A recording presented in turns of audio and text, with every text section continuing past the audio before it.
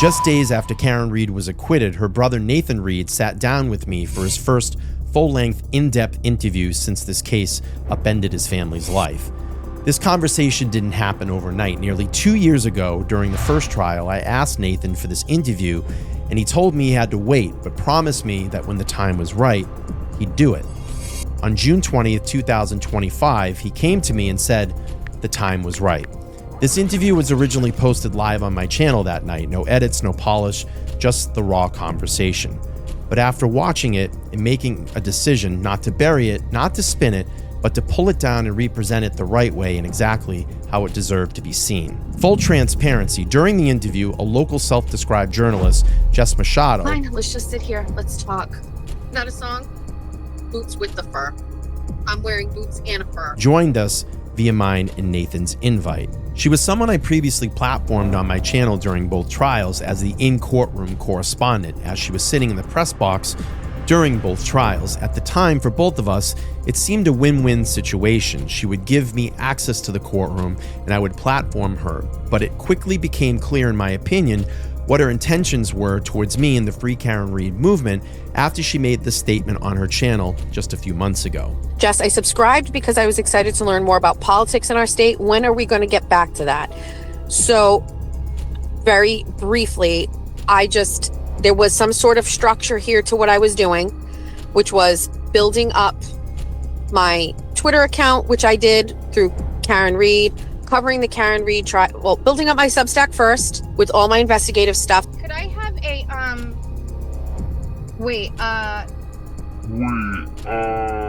can I try a large iced chocolate chip banana bread latte? That was at the beginning of the year. There's a pattern here. So people like coming at me, not you, but like people coming at me, like there's a very specific thing here. Build the Substack and get the subscribers to follow the Substack. Why did I do that? Why did I do that? Why? I don't know why I did this. Follow Karen Reed and build up the Twitter account, and then start a YouTube channel and partake in drama so that I can get people over here so they can listen to me when I have something to say, and build a community of people who want to listen to me. The new Diamond High School is being built right over here to my right, and it's absolutely massive. And then next year, put all of those things together. At the time, she appeared gracious, whether genuine or not, texting me on June 19th. Thinking about this, thank you for sharing the spotlight with me tomorrow. You could have kept this one all to yourself, but you allowed me to be part of it. Shows your true character. Thank you, and I'm excited. The problem with that statement is that the spotlight was never about her. It was always about Nathan. So this now brings us to late August of 2025, when her action shifted from collaboration to public efforts to smear me and my body of work. So for that reason, out of respect to Nathan and the audience, I removed the distraction, allowed the interview to stand on its own. What remains in that interview itself, it's focused, complete, and centered where it always belonged, on Nathan Reed. You know, family and friends had Hold up. Before we go any further in this video, I'm going to do one thing and just make a slight adjustment and get that off the screen. It's a guessing game. What day could a verdict come down? How is it going to go?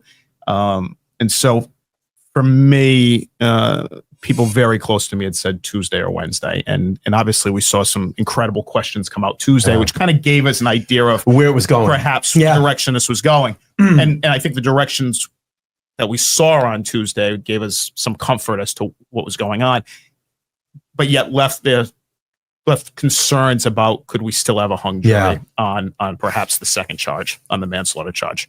And so then Thursday comes, and rather Wednesday comes, and then I think the concern was, well, we should have it by lunch. And lunch comes and there's no questions, and we're going, it got quiet down the streets. Oh boy, what's going on? You know, and each of the lawyers reacts differently. Alan, little inside info, Alan goes on his phone and watches Tom Cruise movies to relax, or he watches cooking videos to relax. David will literally take his tie, put it in front of his eyes, and take a nap. Somebody here, Adam, swear to God. Adam's in here. Yeah, I'm sure my best buddy Adam. Adam. Everybody knows Adam. He's here tonight, and he snapped a picture of David with the tie over his eyes. So he just knocks out. He just has that ability to do that. The family doesn't have that ability. We're kind of biting our nails. So somewhere around 2:00, David gets a phone call from the court saying, "Judge would like to see you." And so we immediately get in SUVs and head over there. And then it just, what you saw is really what happened. We get rushed in and we've got a verdict. Oh, now we don't have a verdict. Yeah. Explain that. What was going on with that? We didn't really get an explanation beyond they knocked on the door. A court officer came to the door of the jury room. We've got a verdict. They pull that back. The jury asked for it to be pulled back. Subsequently, within a couple of minutes, we're going, what's going on here, right? And Judge Cannoni's telling us this, right? So now we had one, now we don't have one, and we're going, are there games here? What's going on here, right? And if there aren't, what are we not seeing? Is what's not playing in our favor potentially? You just don't know. And so they moved the family, our defense team, as well as our interns. And we had 5 interns with us for the course of the last week to 10 days. They moved us into a smaller courtroom down the hall for maybe 10, 15 minutes. I'm looking at Adam. I think that was about right. And then one of the interns was on her phone. I think it was Sophie. And Sophie says, Aiden Kearney's indicating there is a verdict. Then within a minute or two of her saying that, there was a knock on the door, and it's go time. Wow. It's go time. So we came in and walked down, and it was intense. Aiden described it, I thought, incredibly well, because he was in the courtroom, and on his show last night, he just said it was intense and it was emotional, and it was. Karen came in and hugged us all. The lawyers came around and hugged us all, and that's just what it was. And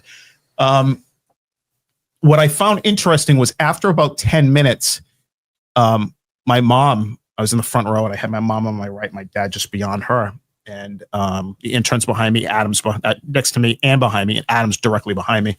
My mom looks at me and says, interestingly enough, the Commonwealth's not in the room yet, and the O'Keefe's are not in the room. So everybody's there, not Judge Cannoni, I should add that.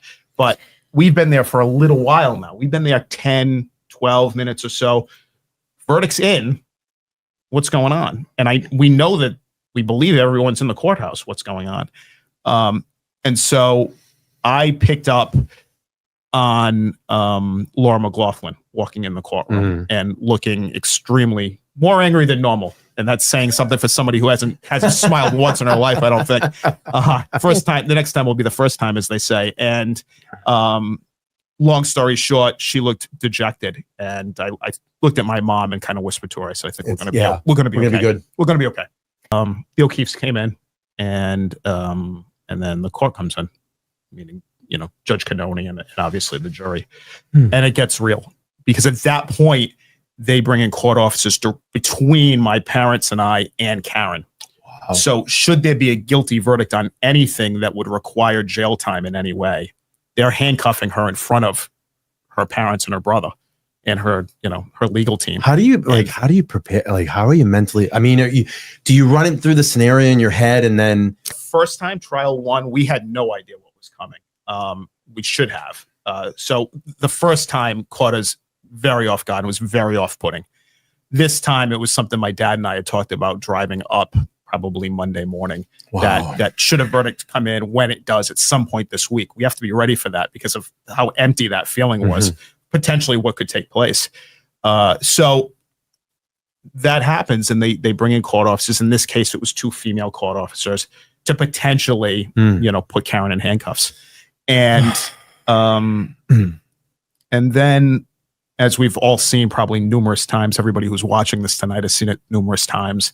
The charges are spoken by Jim, and not guilty. And what some people watching this might not know is there is a delay between what is spoken in the courtroom and when you see it on TV or when you get it on your phone or whatever. And so for everyone outside, and I knew the crowd, obviously we had just walked through it half an hour prior or so. I knew the crowd was pretty substantial. And we later found out it was more than 3,000. Yeah, the estimate was like around 3,000. Yeah, it was insane. We immediately get the not guilty on second-degree murder. we were somewhat expecting that because frankly, we got it the first time. Really for us, it was, what is the second charge going to be? And they go, not guilty. And then there's a correction because of the guilty on charge 5, which is the OUI. Yeah. Right. And then obviously the not guilty on 3. And it was just as the not guilty on 3 was being announced that this reverberation came through the courtroom. Like honestly, nothing I can explain. I'm a classic rock guy, and I think I've said in other places in the last couple of days, it was like Mick Jagger just walked out on stage at Gillette here, and the band kicked in to stop me up because it just came through. And Alan Jackson, I'm not sure if it's picked up on video, turned around, and I should say we were asked by Karen, keep the emotions in check, regardless of what happens. Karen has the ability to compartmentalize, but also she thinks of everything down the line. She was just keep it classy. Yeah. Good news, bad news. We'll have our moment. And Alan kind of heard the same thing and nodded along with it. But when that crowd blew up, and they did, he turned around to my dad and I and went like that. And it's something I'll never forget. Yeah. I'll never forget it. And there were tears, and obviously you've seen the rest. And it was a moment that's indelible for us. I had to be there, and I am ever so grateful for the gentleman I work with that switched shifts with me, because I took his shift today during the day. I was scheduled to work on that Wednesday, and I'm like, I have to be there. And I really felt like it was going to come on Wednesday after the jury questions the day before. And I'm like, it's going to happen Wednesday. And like, I just asked this guy at work, like, can you please, like, he knew, I'm like, can you just please switch with me? And he's like, absolutely. What's his name? This is Mo. His name is Mo. Mo, thank you. The bond that Karen and I have had since we were little tykes has always been there. And we grew up, let's be honest, in the Patriots dynasty right up the road here, right? Of 20 years of Tom Brady and Bill Belichick. We've been pretty lucky. Yeah. and her and I went to numerous games, and this area, we forget it now because the team is subpar and has been for the last few years, but we forget that for every Sunday for nearly 20 years, it was appointment viewing, and your world just shut down at 1 p.m. on Sundays, or 4:15 or Sunday at 8:20, whatever it might be. And so that feeling then went into Monday morning quarterbacking, if you will, right? And so then it was not just what WBZ Sports says. I wanted to know what are the Nationals saying about my team. And I think when this happened to Karen, I never forgot that kind of mentality. It's one thing to say, oh, I've got Brian, and he's pro Karen on this. I want to know what Aguilera might say while he's in Tennessee, right? Mm-hmm. What's his take on it? Or the lawyer, I watched the lawyer, or Brother Counsel, Brandy, right? I mean, Maryland, right? I watched all of them. Why? Yeah. Because they might not know mass laws, but that might allow them to look at the case in a more substantial, different way. And if I'm being honest here, one of my favorite takes whenever he's on is Mark Betterow. Mm-hmm. He's incredibly knowledgeable. Yeah. He never makes a mistake. My uhs and ums and everything, he doesn't have any of those. We got a lot to learn from Mark, but his ability to take whatever happened that day in court and break it down for those of us who don't have legal backgrounds, like myself, incredibly important. And I found that to be appointment viewing, truly appointment viewing. And so when I got home, if I didn't catch it, or if I was in the seaport with Karen and I didn't catch it, the next morning while I was shaving, an AirPod was in, and I was listening to it at 4:45 in the morning. Yeah. And that's true of this show and Young Jerks and there's Kim and oh my God, of course. Of course. Let's go back to when you first hear about this. Take us back to that night, the chaos of the situation. What's going on? Yeah. So obviously everybody watching this knows what that day was like, weather-wise. An incredible snowstorm here in southern New England. I work in the car business, and so Saturdays is a must have, right? That's where 60-70% of your business comes, and then you take that business and what you don't sell, you then push it to Monday, Tuesday for follow-up, so on and so forth. So to miss a Saturday is almost unheard of in our business. And Adam, who's here, like I said, he knows that as well. We met 20 years ago in the car business, and so he understands that. And the storm, where am I going with this? The storm was so substantial that most dealership owners or management groups made the decision to close Saturday and told us ahead of time. And that's what happened in this case. And so I had the rare Friday, very rare in my business, to know that I had a weekend off. I work in Rhode Island, and most Sundays were closed. And so it was, frankly, something I was looking forward to. I hit the grocery store that Friday night going home. I grabbed Chinese, and it was just very like, wow, I never get these. It was a treat, if you will, right? And that was that. And I think I talked to my parents that night, just making sure that they were good and everything.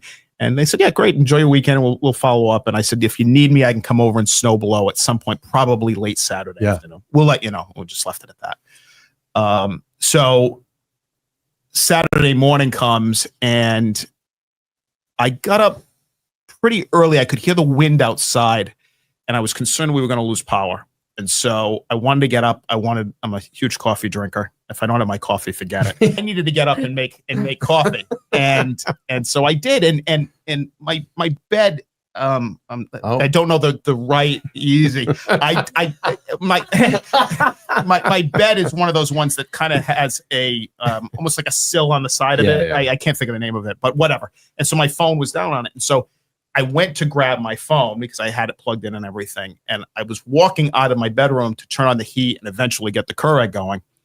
And I looked up, and I had an insane amount of missed calls. Wow. From my dad and from Karen. And my mom has had colon cancer. She had colon cancer in 2017. And my mom is typically the one. My mom is frankly the glue in our family.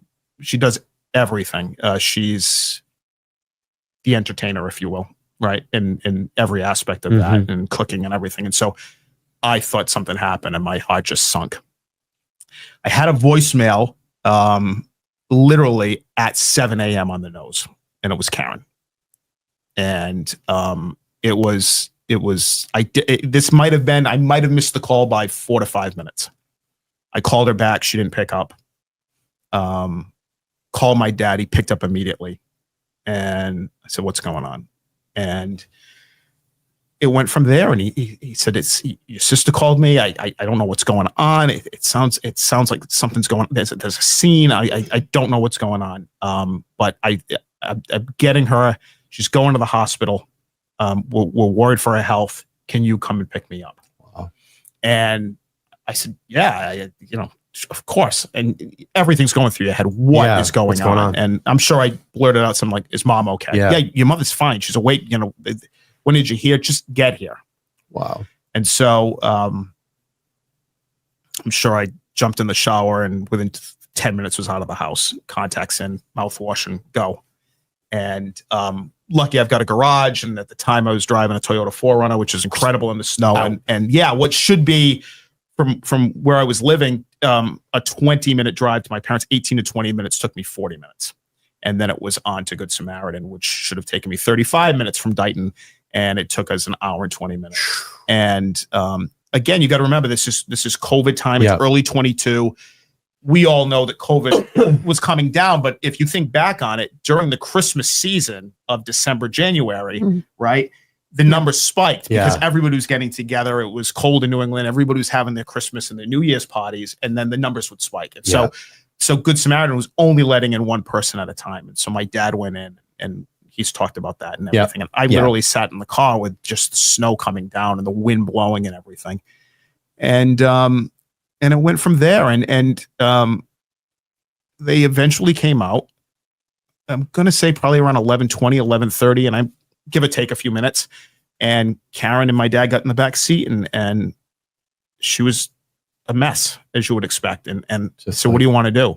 Thinking she's going to say, take me home or take me to she was living in Mansfield at the time, or take me back to mom and dad's at night. And she goes, I have to see the kids. I said, of course. And so we drove to John's house. Yep. And that was that. And never thinking, what would come out of this, literally within just a couple of days. Yeah. So I hope that answers your question. No, of course. Yeah. I wanted to know what it was like for you guys in that very moment, because we haven't really heard, we hear the versions of the story, but. Yeah, it was just concerning at every level. You don't know what you don't know. Truly.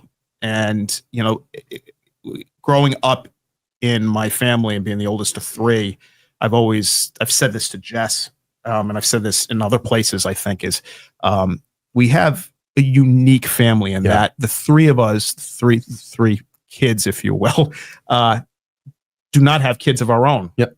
So there's a bond between the five of us that cannot be broken. Yeah. And so we're always there for each other, always. And but sometimes when what that leads to is you look at mom and dad, regardless of what age they are, and you don't look at them as 77 and 75. Yeah.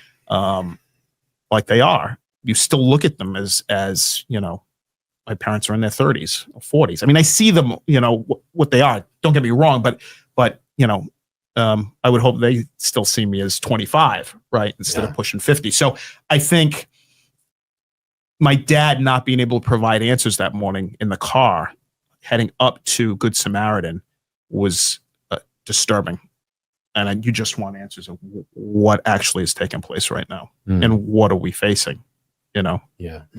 Did you know John? Did you ever meet John? I did know John. Yeah, I had met John. I believe summer of 2020. My mother texted me one night. I was at work. I was at Lexus, and she said, "Your sister's coming over with John O'Keefe," and she's like, "I'm cooking tonight. Do you want to stop by?" And I said, "Well, you're cooking. I'll stop by." She goes, "Oh, you remember John?" And I said, "I don't remember John." And she goes, "No, you met him." And my mom has this way of, she'll try to talk you into something, right? It's her Italian background, I think. "No, you remember him. You've met him." I said, "I don't remember him, but okay." And I had never met John prior to that. And he was in the backyard and given his height, 6'1" and everything, and whatever it was, 6'1", 6'2". He was a tall guy. And him and Karen, they seemed very happy. And it was nice to see Karen in a relationship and happy and relaxed. With her health issues, there wasn't a lot of that. And the fact that they had reconnected from dating in the early 2000s, I think gave Karen some relaxation I think she needed in her life. The other thing that was hugely important was she fell in love with the kids. And it was almost like an instant family beyond her own family with mom, dad, and me and my sister Elizabeth, right? And so they meant the world to her. And so there really was that bond between her, John, and the two kids, and they did everything together. I saw less of Karen, but it was nice because I knew she was in a really good place. There was baseball games with the young boy, and there was taking the older of the two was Kaylee, and taking her to get her nails done or buy jeans or whatever, right? And Karen was a big part of that, and she wanted to be a part of that. And so it was nice to see that, and that went all through 21 and everything, and obviously vacationing together. And Karen couldn't do enough. And that's really Karen's background. It's who she is. She's always been that person who is thinking ahead, always planning something. As soon as something's over, it's planning the next thing. And speaking of difficult, this is where my transition's a great transition question. You have the difficulty, you have trial one, we have the mistrial, you have the retrial. How difficult is this process on your family to go through all of this? What is to have to sit there and look at your sister that's on trial every single day for something that she didn't do. And you have a judge that's not playing fair. I mean, it's clear. The judge did not play fair. You have the Commonwealth that didn't play fair, and the judge allowed it. And it just felt like the odds are just keeping getting stacked against Karen. They were trying to do everything to stack the odds against her. How do you manage that? I'm gonna say something that probably might not make sense, but it's the truth. Once the news came out about the 227 Google search, and I believe that was late spring of 23. I believe it was April of 23, and a guy and a character by the name of Turtle Boy got involved. That was a game changer in the truest sense of the word and the term. Up to that point, there had been plenty of hearings, but we were largely a family that was left by ourselves with very little support, very little media coverage of any kind. May 5th was the explosion. Yeah. If you go back and watch that courtroom is packed. So you got April 18th. I'm sorry to cut you off. No. April 18th, Aiden's article, and then people start getting hip. You're about 30 days in now, and people are like, wait a minute. Yeah. Wait a minute. And you see everybody fill that courtroom. And that's where you see the legendary chalk that Jackson holds up with the dog bites. That for me was the moment. Like that, when I saw You're not that, alone in saying because I was reading the PCA, and the first thing I ever did was go through it. I'm reading the PCA and I'm going, yeah, some things don't kind of match up. Like it's not matching up here. And then the minute I started seeing the photos and I saw John's arm, I went, that's dog bite.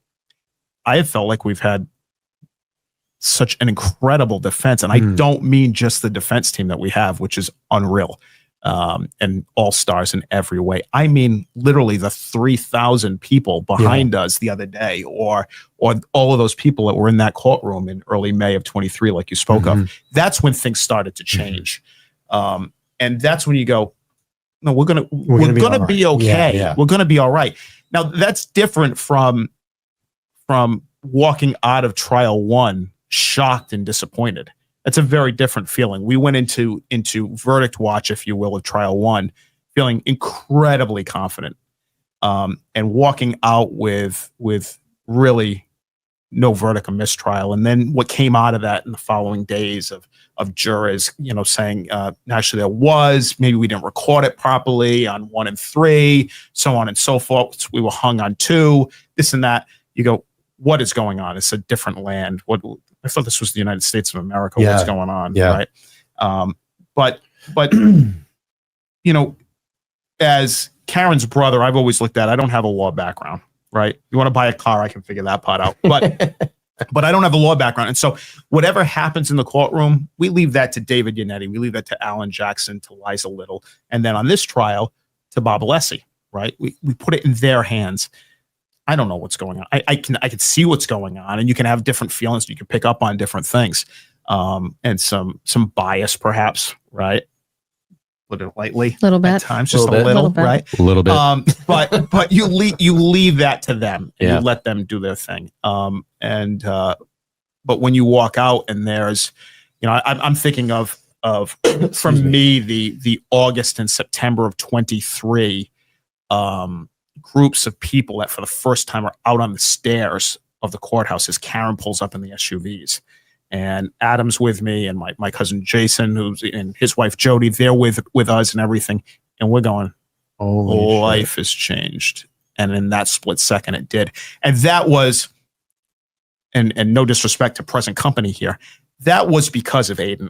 Yeah, that was 100%. Right? That was the constant articles he had. It was his shows on Tuesday and Saturday nights. It was again back, and I'm going to use that term a lot, must see viewing. It was. Oh, yeah. It still is, right? Oh, The show is a 5-hour show Sure. last night, must see viewing.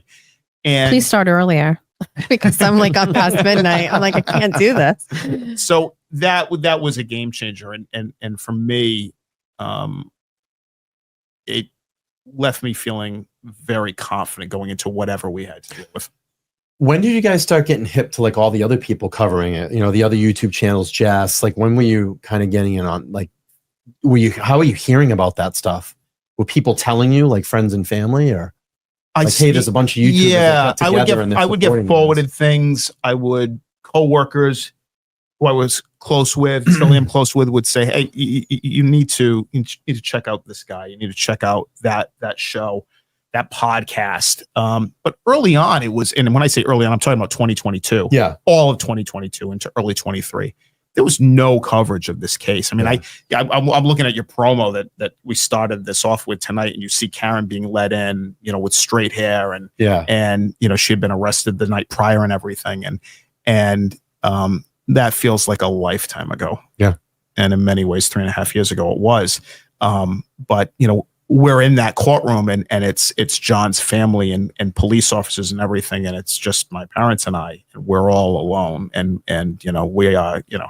we are deemed to be the worst people on the planet.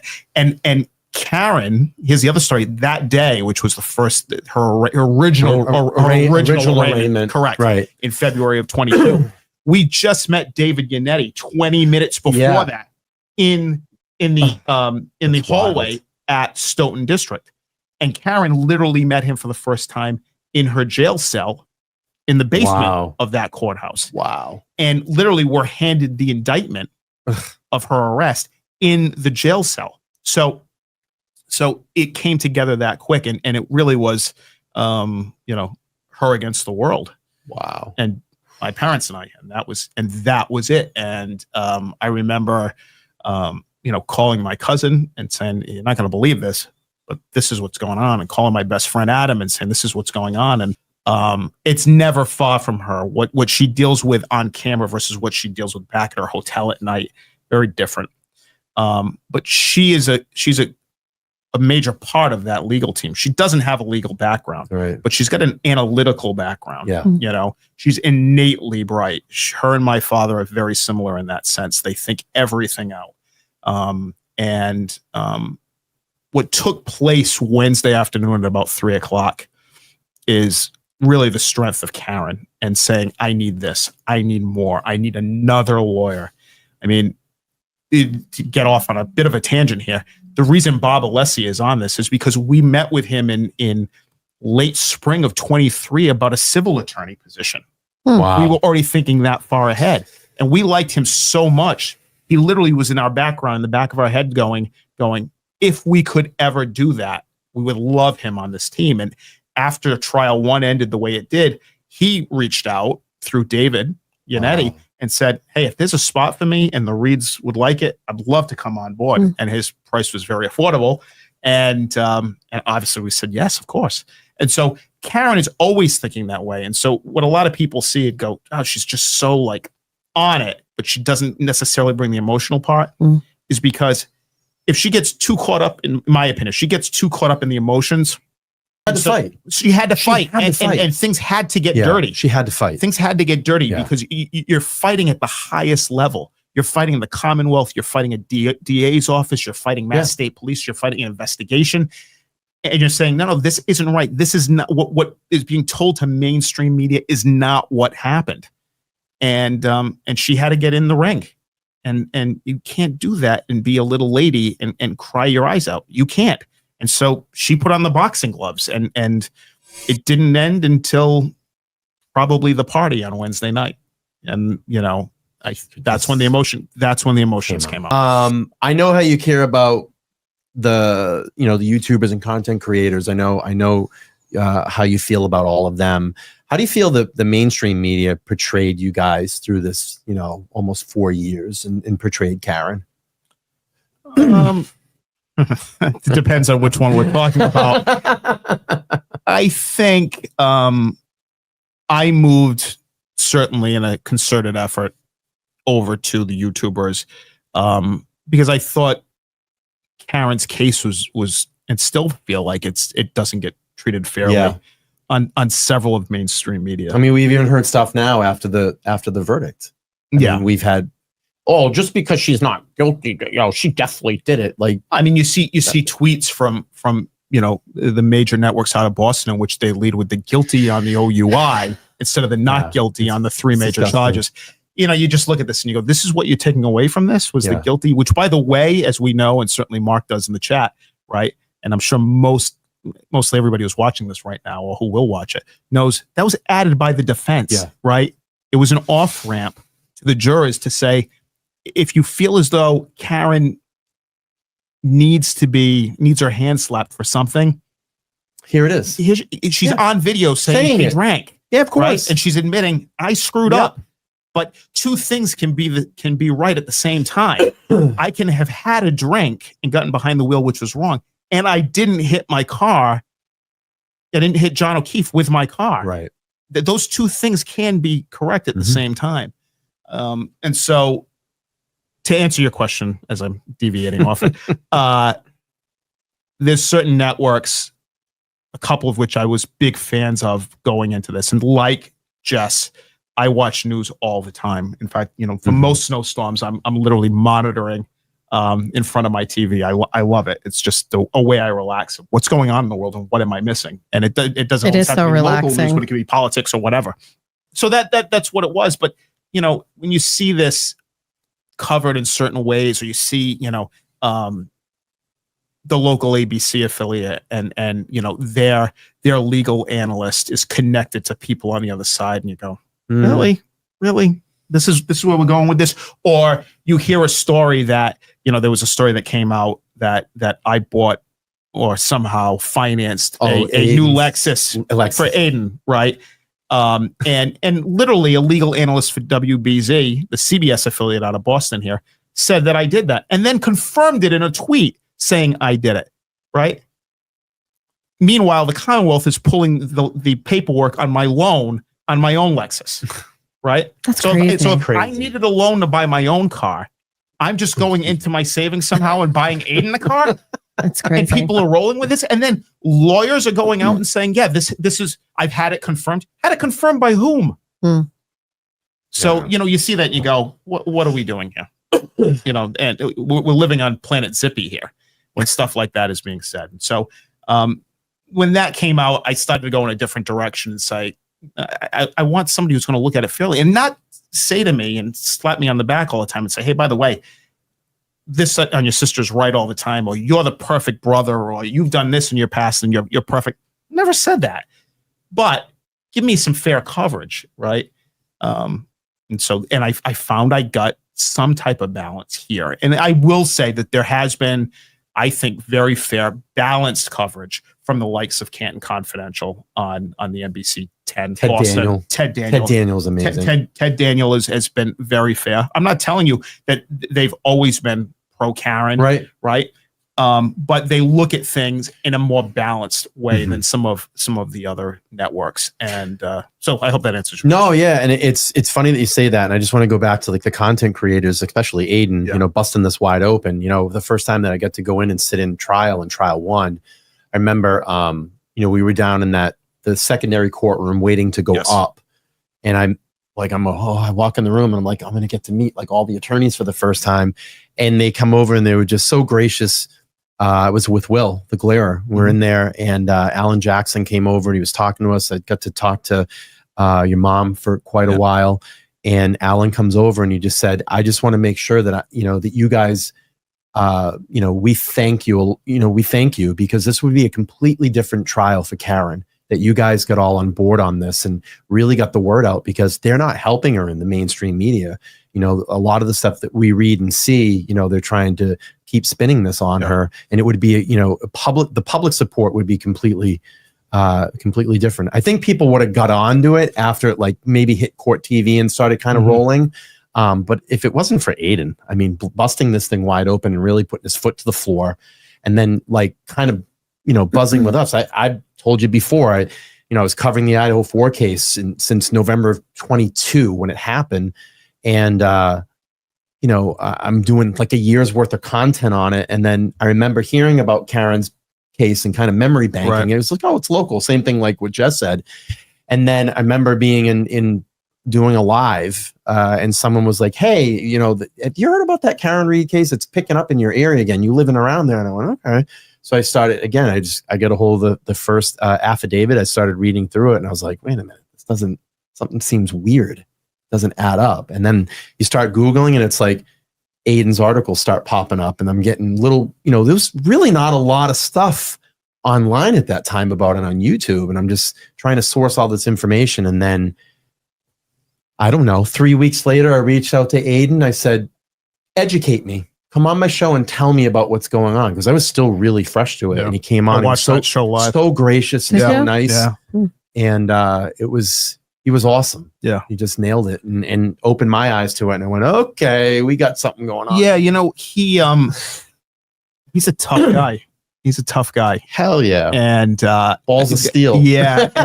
and like Karen, a backbone of steel too. Yeah. And they're quite a pair. And he's been in our corner, since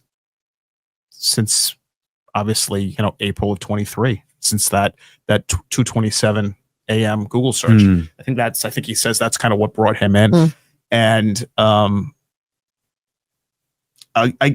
let me go back to something because it's related to Aiden. We're in the courtroom on Wednesday, and the verdict: not guilty, and not guilty, guilty on the OUI, not guilty on the leaving the scene. And I look over, and to my left, I've got Karen right in front of me, her back to me with the lawyers. Very emotional moment. And I look to my left, and above the O'Keefe family is the press. And at the very end, and you can see him on camera because the camera is over here to my current right? And that day, by the way, as well, which is over the jury box, is pointed at Karen, and Aiden is in the corner over there. And I look at him, and he's crying. I was just going to ask, was he crying? He was crying. Good. And I like the crowd, the noise of the crowd reverberating in. That's one of the top moments I went searching for him in the crowd when we finally got out to hug him. And I don't think Aiden's a hugger. And I wasn't a hugger before this, by the way. Now I am. But he's wow. Beyond words what he's done for Karen. And so what he's taken on his own shoulders, 60 days in jail. He's the gold standard in this area for that. And that led me to the likes of LTL Media and Young Jerks and Nurse Kim and Melanie Little and Mazza Media, right? And Richie at Michael Gods, right? I mean, we were talking earlier. We were just so everybody knows, at home, we had about a half-hour green room before we actually sat down and did this. And we were talking about Richie, and I said, Adam and I were talking. I said, how does he get that stuff out of his brain? And it just comes out. And by the way, Richie Microdots will be on the show live in studio on Sunday, 3:30 p.m. So you're going to want to watch that. But it's just, he had Glera and Will's become all the law tubers that jumped in. And they've all become part of the family. Yeah. And Tom CPU. I cannot. No, I have to Tom CPU and Boston Mike. They're my morning show. Like, I woke up during the retrial to them, but Tommy being out there in the cold and the heat, and then you just go out there, and I saw his elaborate setup that he had out, and there was a moment, and I have to share this with both of you because you weren't there.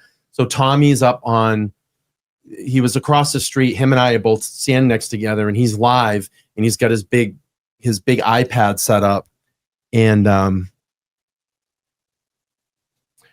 the moment comes down, and Tommy's next to me, and Tom really was one of the first people that I met out on the street. Same. And I'm gonna get emotional. Yeah, bud. I said, Tommy, we did it. We did it, Tommy. We knew. And I said, here we were that whole time, standing out in the fucking heat, the cold, rain, sacrificing our vacations, our Sundays, coming out. And I wouldn't have changed one thing about it. And you can hear us talking on camera. I got the clip. And I said, Tommy, we did it. Yeah. And he's like, it's fucking great, isn't it? It's really good. It's a good feeling. And it changed me a lot. I've grown as a person so much through this. I've learned to calm down. I used to be a really angst guy 2 years ago, and this has really fucking humbled me. And I think, as my license plate says, fate. I saw it when I pulled in tonight. Yeah. This is all for a reason. I've said and I'll repeat it here. I was on with the Galera around the holidays, and he did one of those 12-hour shows that he goes off and does with Drinks coffee and smokes cigarettes. And the only time he stops is because he's got a feed flubber or something. And you go, what is this guy doing? And I love him for it. And they had me on, and I was working that day. And I got on, and I told a quick story, and I'll say it here. And for most people, it's probably a repeat, but it should be said that my favorite memory of Tom CPU is during the first trial. I'm not talking out of turn here, but Karen literally moves with the team into Boston, right? And so when the lawyers come into town, whether it be for hearings or whether it be certainly for trial, Team Reed moves into town, and you need a home base, if you will, and you can't do that out of Dighton. Yeah. And there was talk going into trial one that we were going to do it out of the house she subsequently sold in Mansfield, and it just couldn't work. And I was raised Roman Catholic, still go to mass. I was a former altar boy, and our faith means a lot to us as Reeds. And so mass is still a thing for us. And we firmly believe that's one of the reasons we're here today. And there's a small parish in the Seaport, Our Lady of Good Voyage, I think it's called. Very small, maybe 15 pews on either side. And I would go in, if I wasn't already in town, I would make a point of trying to get to mass with Karen on Sundays while she was in town. And sometimes I'd already be in town, so it was natural I'd be there. But one Sunday, during trial one, I was in Dighton with my folks, and last minute I said, I'm going to get to 7:00 mass on Sunday nights. And on that particular Sunday, and I walk in, and Tom's there, and he had driven in to be sure that she was okay. I mean, who does that? I don't know. Salt of the earth. Yeah, and I just stood in the back and let them have their moment, because I felt like, okay, I'm her older brother, not her bigger brother, but her older brother. And it's okay. And we talk about, do you feel alone? Does she ever feel alone? How can you when you have people like that, like Tom, right? And so that's what this movement has been. And that's just one of thousands there's of so stories. many people. I mean, the Dedham crew that stood out every Sunday in the heat and the cold. And they'll be down there, from what I've been told, for a final Sunday this Sunday, right? That's great. Come on down. Maybe you'll see somebody you know. And but I think this movement has been bigger than Karen. It's been, my dad has said this numerous times in numerous places, it is largely a movement for a woman by women. You and I are in the minority, my friend. And I believe that to be wholeheartedly true. Women who have been pushed aside for better jobs by maybe less qualified men, and pushed aside by husbands, by boyfriends, what have you, and felt neglected. They're largely at the head of this, all right. And whether they saw something in that DA's office going after Karen Reed and going, no, you know what, I see something in her, or as we've heard numerous times, that could be me, that could be my daughter, that could be my niece, right? They can't step away from that, and that's what I saw every day. I think going into that courthouse. Yeah, I think it gave people that may have some life situations that happen, and it just gave them a sense to fight back and say, you know what, maybe I was in a certain situation, maybe not this particular situation, but I had something that was wrong, done wrong to me, and it gave people the power to step up and be part of something. And it's true. I mean, I don't want to be cliche, but it's like power in numbers, they always say that. Certain things in your life and people who mean the world to you get pushed aside, right? Because you focus everything into Karen, into your parents. And those people have taken a back seat in my life, and there's going to have to be some work done there. I'm very thankful for my parents and for Karen and our lawyers and everything, and to the guy that's sitting here who's really another brother, my best bud Adam. We've known each other 21 years, and he has stepped up, and we've developed a different relationship. He's become another brother, and I never have to ask him for anything. He's just there. It's just automatic, and he never says no. I don't even want to know what the payback bill is going to be. It's insane, right? During these days in court, there's only 10 seats behind Karen, and there's 5 interns at trial too. And then you have my parents and me. That leaves 2 open seats. Mm-hmm.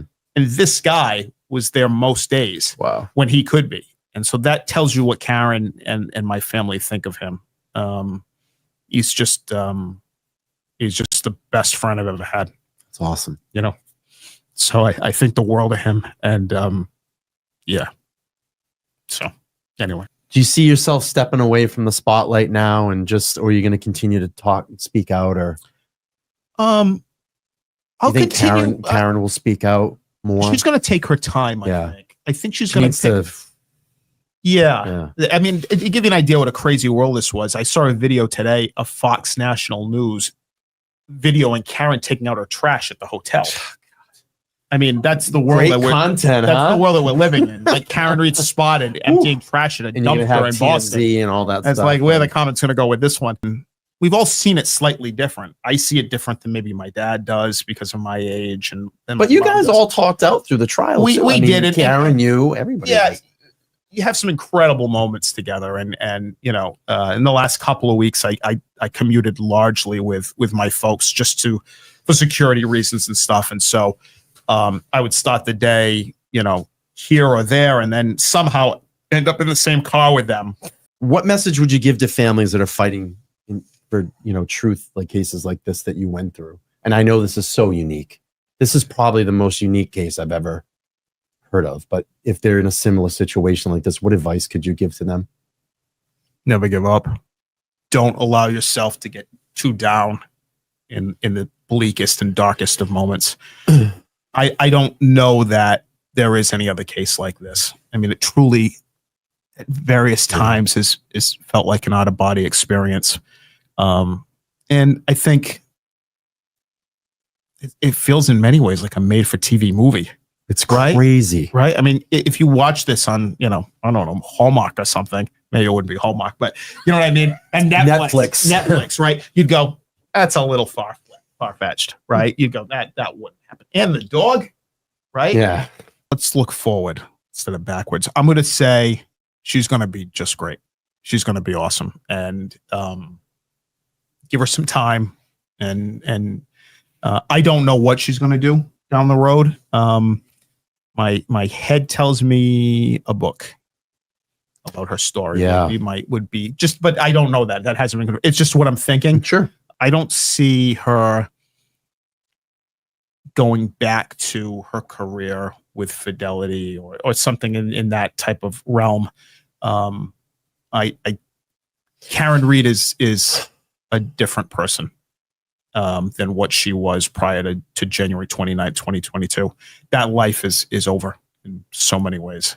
So I anticipate this just at a different level, different ways. So I want to say this before we go, and I don't know if you have some questions you want to take. Yeah, we'll buzz up some questions. I have to. Yeah, read of some course. these for But everybody. which camera am I looking at? Is it this one? This right one here? here, yeah, Okay. right there. I want to say directly to everybody who has supported Karen and my family, a heartfelt thank you. We wouldn't be here without you, without the people around me, without the people here in the room, and everybody else. And there's far too many names to mention, and I would leave far too many people off the list. But what has meant so much in the last couple of days, this elation that we're going through, is because we were able to experience it with everyone who was involved. And so for everyone who came out to the numerous standouts in all types of weather, heat and freezing cold and rain and snow, who gave to Karen's defense fund. I mean, $1.1 million, $1.1 million, and of people from around the world. yeah. And I want to say this, by the way, before we go. Yeah, of course. I've heard nothing from every legal channel out there. Karen doing the various interviews she did, and the family doing that over the course of the last year or two. What a horrible mistake. Here's the thing: when you have nothing, right, in the sense of you have no coverage prior to Aiden coming in, you had to find ways of doing something. And so when you finally got some type of foot in the door to get Nightline 2020, if you will, not that I even thought that coverage was that great. I thought it was very vanilla, by the way, which goes along with our local ABC affiliate, by the way, here in Boston. Pathetic. But when you get that, you take that and you worry about the consequences later because you know you have the truth on your side. And it's that $1.1 million is because, in large part, because of that coverage and because of those pieces. And you have to remember that the documentary that really blew everything up and was largely used against Karen at trial, 100%. which, by the way, didn't add up to jack squat. Yeah. Okay. Not to juror 11 either. Exactly. Right. And I heard that. Right. And that came through to me. Right. Yeah. When that agreement was made, all right, and when they were literally all but living with Karen in the Seaport during trial one, no one ever thought that we were coming out with anything other than not guilty on 3 charges in trial one. No one ever saw that there was going to be a trial 2 and this would be used against us. Should we have? Perhaps. But then maybe the crowds aren't what they are. Maybe the coverage isn't what it's been. Maybe there isn't $1.1 million in a defense fund to bring in the experts that we have, right? Whether it be both doctors from ARCA, Dr. Lapasado, right? I hope I'm saying that. Lapasada? Lapasada. Amazing. Juror 11 talked about her today with Howie Carr, right? Those people don't just show up for a ham sandwich. Right. I did not expect Nathan to be so punchy in this. I was right. They just right? you don't just go, hey, here's a ham sandwich and some condiments. Thanks for coming. Yeah. Right. It doesn't work that way. And so it was everybody behind the scenes that gave and came out and donated their time and their money and their efforts that will never be forgotten from me, my family, and Karen. Never. FYI, during Aiden's trial a couple of weeks ago, there were 3 witnesses who were at the hearing, and the Commonwealth asked each of them if they had donated to Karen's defense fund, and every one of them said yes. Everyone. It was just like, yep, yes, I did, with pride. Yes, I did. Yes, I did. I know so many people that did, easily, happily. Yeah. And no amount was ever too small. We're in that fund every day, including today, by the way. It doesn't, we're constantly looking at it. And it's not because, it's all about the money. Far from it. It's about survival. Yeah, she's still it's got about a lot survival. of legal battles ahead. I mean, she's given out a number of roughly $5 million. That 1.1 is gigantic. I remember my boss, and one of my best friends, my former boss and one of my best friends, Steve, was the first to donate. The very first, he gave $500. Wow. Right, literally, within 5 minutes of us opening the fund, and literally donated $500. And I can't thank him enough for that.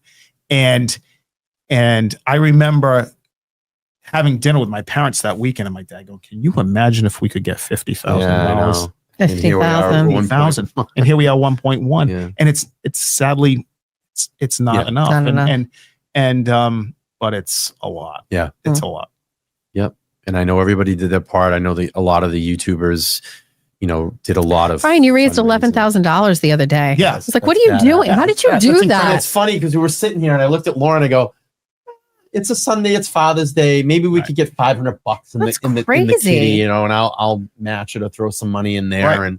And then here we are 20 minutes later, we're at like 5,000. No, we're like 3,000. I was like, we might have something going here. And then we were like, let's just keep upping it up. And then it just got to like 7. I go, I think we can get 10 by the end of the stream. There was something about, I want to say Kelly might have been the first to, I'll give her props on this. Yeah. There was something about somebody linked birthdays or holidays to the case very early on. And I want to say it was my dad's birthday in August, in which Kelly put something out instead of giving $5 or $10 in a card, put $7 in, because for 77th or $7.70, whatever it was, right? Put that into the fund, and it just and something like $35,000 or $38,000 came in on that. It's awesome, right? Or your $11,000 on Father's Day in the name of Bill Reed, right? In many ways, right? That's why it had traction. And I don't want to discount any of the shows. No. I know Glara's done. Oh my God, countless. Mazza Media does huge. Awesome. Mazza Media is the hell of a fundraiser. He's really good. My dad, incredibly bright, and motivated, and obviously that's his daughter, right? But and Adam knows this. He's uncomfortable in the spotlight, but you would never know it. He made himself, just like he did, because he grew up on welfare in Fall River and ended up with a PhD, and so he made himself into what he needed to become for his daughter. And that's the fight. My dad at 77 has remade himself again, and that's pretty amazing. And it's not lost on me. You know, you hear stories of people who their careers change. This is off on a tangent, perhaps, but their careers change and they go, I don't know what I'm going to do. I can't get back in. And all right, reinvest in yourself, right? Do something different. Maybe you've always wanted to be a chef, but you got out of it, or whatever it might be, what you're doing here, right? Follow that dream. And my dad has continued to constantly remake himself into what he needed to be for his family. And that includes when Karen and I was just small and we were at Virginia Tech, and she was playing with Barbie dolls and I was with Matchbox cars and stuff. And he would be up till 3-4 in the morning writing his dissertation for his doctorate while he had 2 kids and a wife.